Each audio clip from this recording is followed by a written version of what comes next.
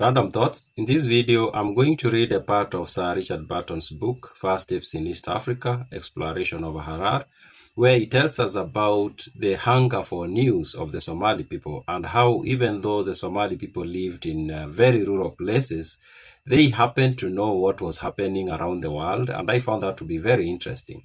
Of course, this is 1850s. We are talking close to 200 years ago. During this time, there were no even roads in the land that they lived. There were no telephones. There was no post office. There were no mechanism, the modern mechanism we know of information moving. But turns out the people in the interior of the land of the Somali will know what was happening in India and will know what was happening in Russia. And I found that to be very interesting. And Richard Burton tells us that the Somali are people, or they were, and maybe they still are, type of people who were always looking for information and wanted to get information. And he says that their way of giving information and getting information was very specific, and they had this culture of telling or collecting information that I found to be very interesting, and I'm going to say some more about that after reading this part of his book. This is what he says. One of our Badawin, now this is one of the people who were accompanying him, and I need to explain that this part of the book is where he has left Zeila and he's traveling towards Harar, and is, of course, spending some time along the journey at various stages or various stations, not actually stations, but just villages where we'll arrive at a village and they spend time there. Maybe they sleep there and then they wake up in the morning and continue with the journey. So he's somewhere along the way to Harar.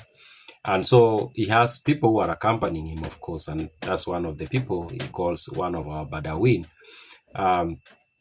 Mounting a mule, rode forward to gather intelligence and bring back a skin full of water. So he was sent out, or he left to go and collect information, get some information of what was going on, and also bring water. And he continues to say, I asked the end of time. Now, the end of time is a nickname that he had given one of the people who were accompanying him. And he says, I asked the end of time what they expected to hear. And he replied with the proverb, news liveth. So he asks this other guy, what do we expect this guy to bring to us in form of news? And he told him, and it seems like this was a proverb, that news liveth. I don't know what specifically meant with that. I can only guess that he meant that news live and you need to get it.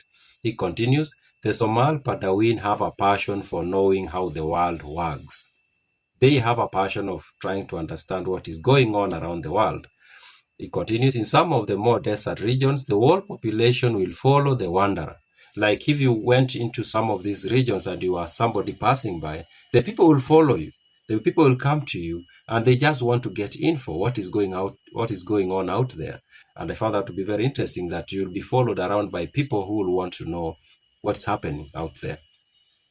He continues, the traveler ever passes a kraal without planting spear in the ground and demanding answers to lengthened strings of queries. Rather than miss intelligence, you will inquire of a woman. So even the person traveling, they will also want to get news, and he uses that they will not miss intelligence, even if it means asking a woman. I guess this was a different era, that maybe it was always expected that the person to ask for news or intelligence was men. But if there was no men giving you info, you would go as far as asking women for info, which seems like was not acceptable, but it means that these people will look for info or will want to get info. They had this hunger for info. He continues to say, thus it is that news flies through the country. So news will fly through the country. And this is 1850s, very rural Horn of Africa. No infrastructure in terms of road and maybe telegraph, things like that, or even post office. But news will move quite relatively fast, actually. And he says, among the wild Guda Birsi, the Russian war was a topic of interest. So there's this group of people in the rural land, and among these people, they will discuss the war that was going on in Russia, which is very interesting. This is very rural Horn of Africa, but the people have information about the war that is going on in Russia, 1850s. He continues to say, and at Harar, I heard of a violent storm which had damaged the shipping in Bombay harbor, but a few weeks after the event. So while at Harar, news comes all the way from Bombay, India, about a storm that had damaged shipping in Bombay. That's very far away, but that information still came to Harar, and people were aware about these things that are going on out there. I found this to be very interesting because sometimes we assume that Africans never used to get information about what was happening out there, but seems like they did. At least some of them used to get information all the way from Russia, all the way from India, into the rural Africa, where people will even have conversations about the wars that were happening thousands of miles away from their home, as if it is today. So I found this to be interesting. Now, there is something else that he explains about the way the Somali people will share information. And to him, the way he explains it in the book, it seems like you will get bored by how they will tell information. They do not just come and give you just like that the information they think is the most important piece of the information and then leave out everything else. They will give you everything, including how they went, what they saw, the animals they saw, and how they had the other conversations that went on. And they will give this information. Initially, it might seem like, or it even seemed to him that it wasn't necessary for you to tell me, oh, you went and you saw footsteps of these animals, and then you met this person, you had this conversation. Just give me the information that I need. But come to think of it, that was very important because they were giving you the clear picture of everything. And sometimes they didn't know which piece of information was going to be useful to you and which one was not. So even the one that they might filter and think that it's not useful to you, it might end up to be very useful to you. And I was reading that part and I was thinking, I like watching the crime videos of the US where the police go arrest somebody. And now there's a lot of that content online. Thanks to the body cameras where the police go, they capture the interactions with the people.